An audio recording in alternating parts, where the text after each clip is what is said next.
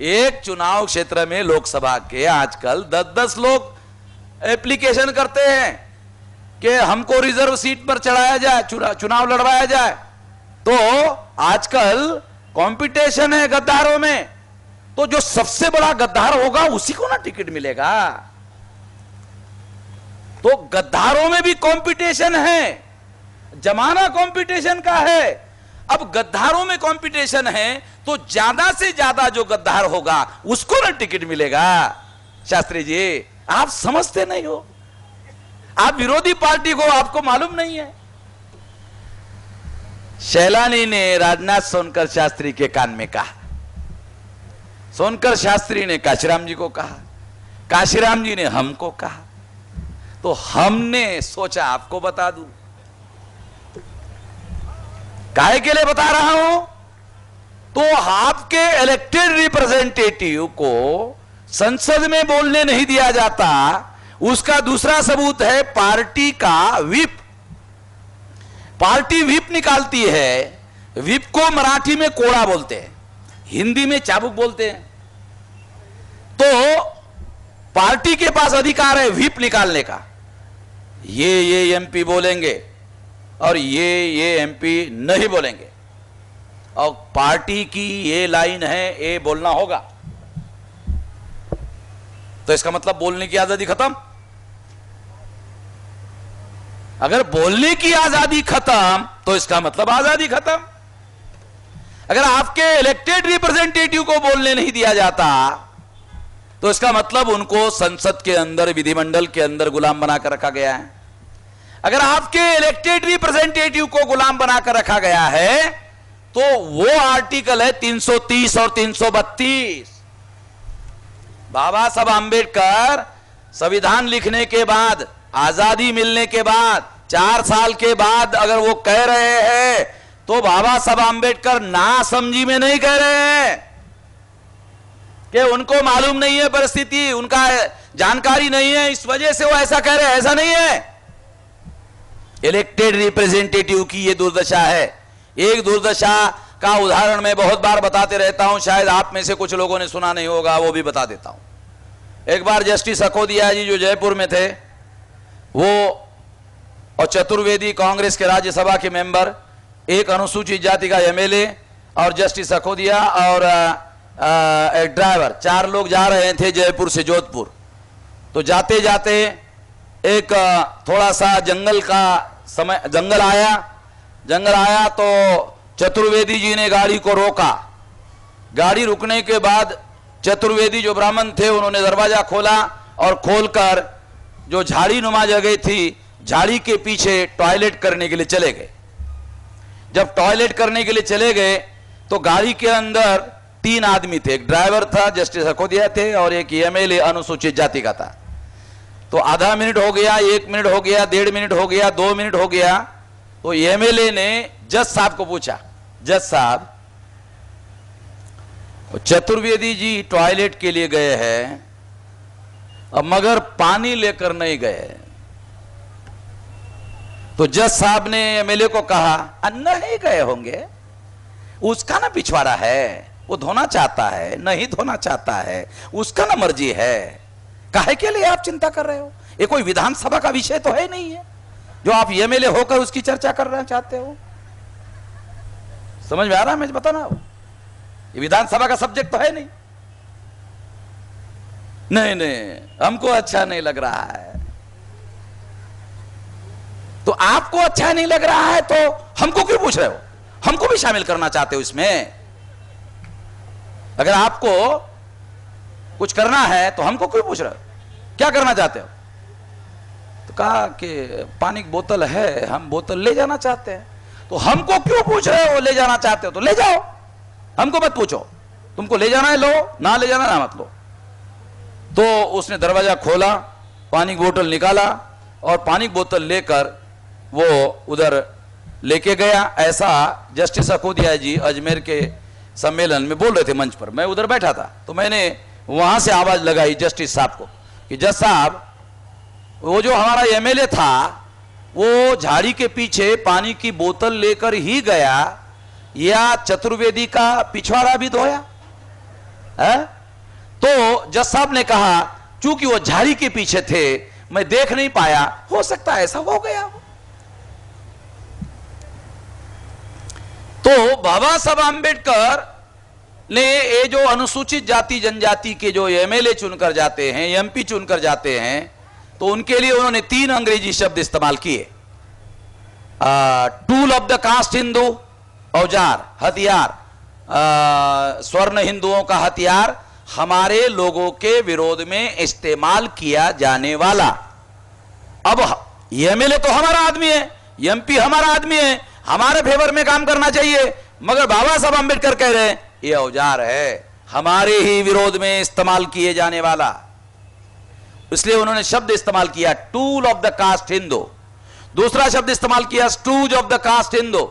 Stooge का हिंदी में अर्थ होता है पिट्ठू, पिछलग्गू और चमचा। तीसरा अंग्रेजी का शब्द इस्तेमाल किया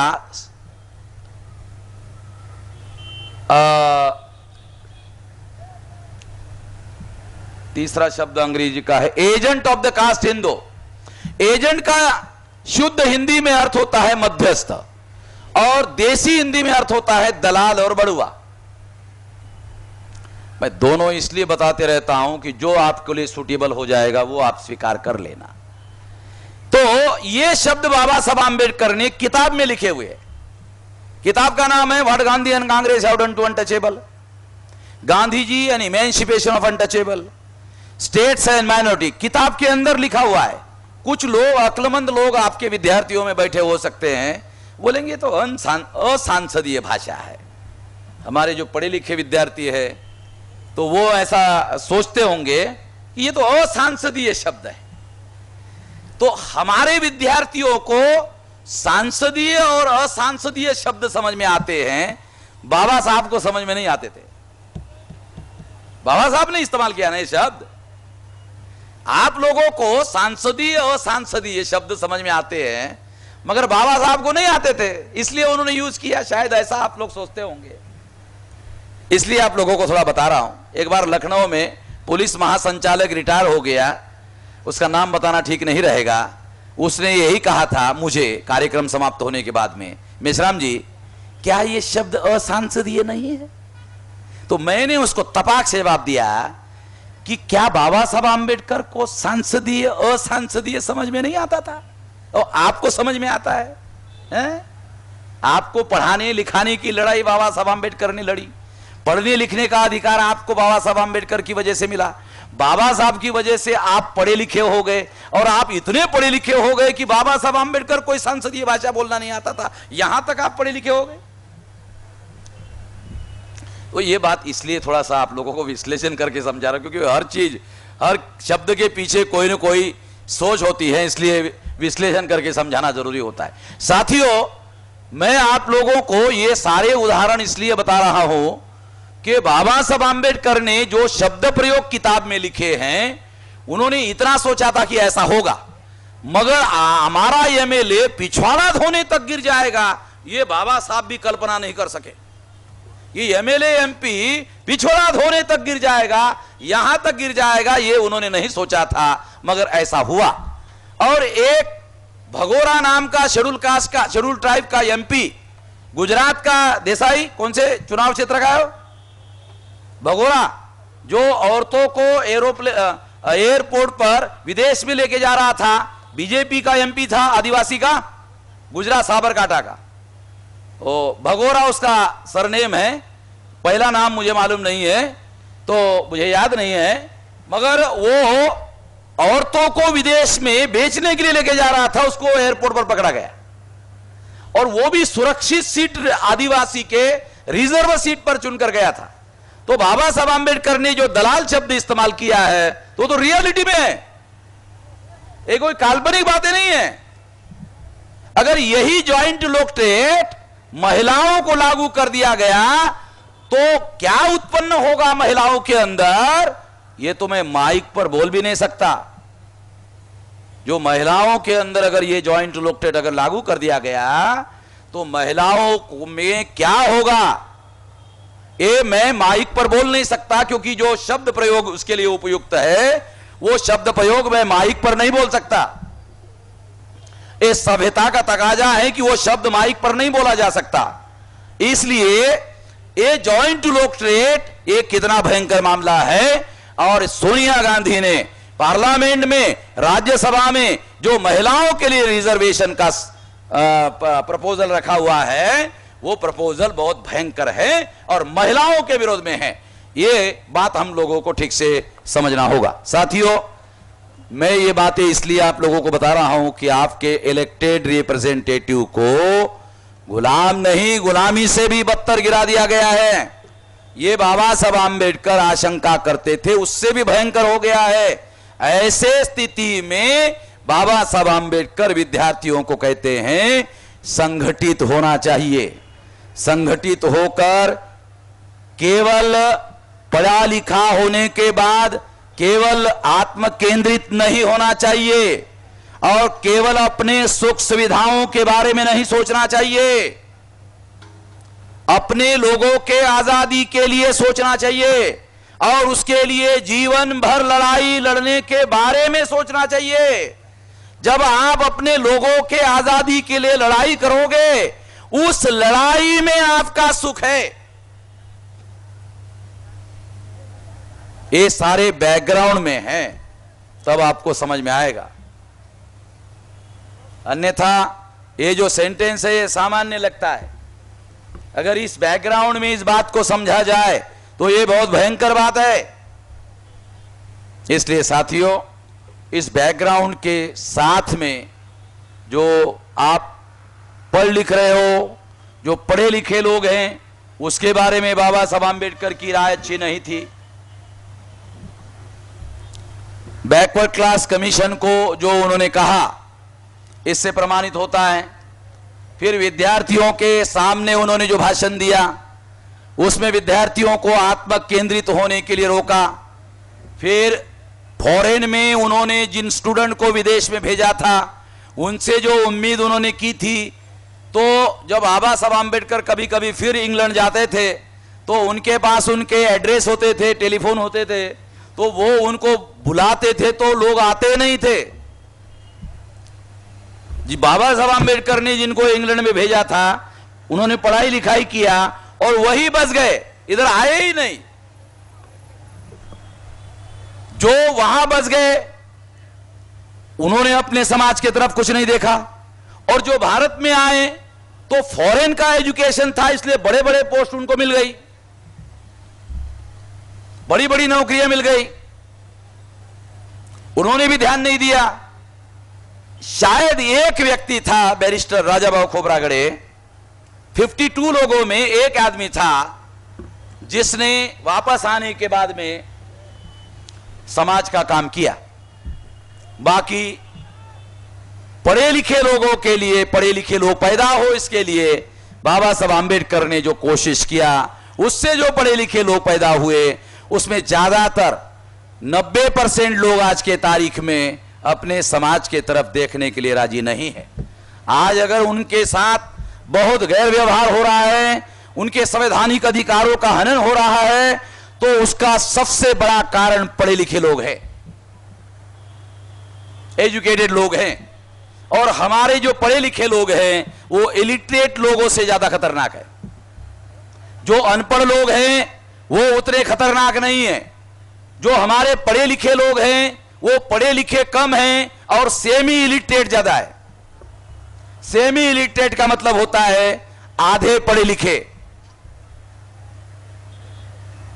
जितने पढ़े लिखे लोग हैं उसमें मैक्सिमम आधे पढ़े लिखे लोग हैं। तो आधे पढ़े लिखे जो लोग होते हैं वो लोग ज्यादा खतरनाक होते हैं, क्योंकि उनके दिमाग में जो भूसा ब्राह्मणों ने एजुकेशन के द्वारा भर दिया है उसी को सही मानते हैं और उसी को सही मानकर वो अपने जीवन में काम करते रहते हैं। वो ज्यादा खतरनाक लोग हैं, उससे तो बेहतर अनपढ़ लोग हैं। हम ये नहीं कह सकते कि अनपढ़ लोगों ने बाबा साहब आंबेडकर को धोखा दिया। बाबा साहब आंबेडकर कहते हैं कि पढ़े लिखे लोगों ने मुझे धोखा दिया। बाबा साहब आंबेडकर ने यह नहीं कहा कि अनपढ़ लोगों ने मुझे धोखा दिया। मैं ये बात इसलिए आप लोगों को बता रहा हूं कि आजाद भारत में जो भयंकर स्थिति है उसमें प्रथम श्रेणी का जो बुद्धिजीवी है वो सरकार का नौकर है। द्वितीय श्रेणी का जो बुद्धिजीवी है सरकार का नौकर है। और क्लास 3 और क्लास 4 के जो लोग हैं, जिनकी बुद्धि क्लास 3 के लायक है, जिनकी बुद्धि क्लास 4 के लायक है, वो लोग आंदोलन चलाने के लिए नेता बने हुए हैं। हमारे बाबा साहब आंबेडकर के आंदोलन के जो संगठन हैं, उनके नेता, ज्यादातर उनके नेता क्लास 3 और क्लास 4 के लोग हैं।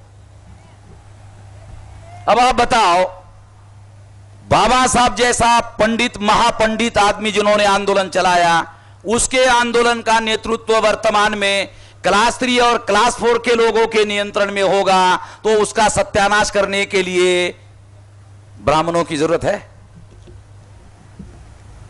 ब्राह्मणों की कोई जरूरत नहीं है। अरे हम खुद ही सत्यानाश करने के लिए इतने पक्के हैं कि हम खुद ही ऐसे फैसले लेते हैं कि हमारे फैसले से ही हमारे समाज का और हमारे आंदोलन का सत्यानाश हो जाता है, और हो रहा है। मैं ऐसे नेताओं का नाम लेकर अपनी जबान को गंदा नहीं करना चाहता, और खामखा उनका नाम लेने से बड़ा हो जाएंगे।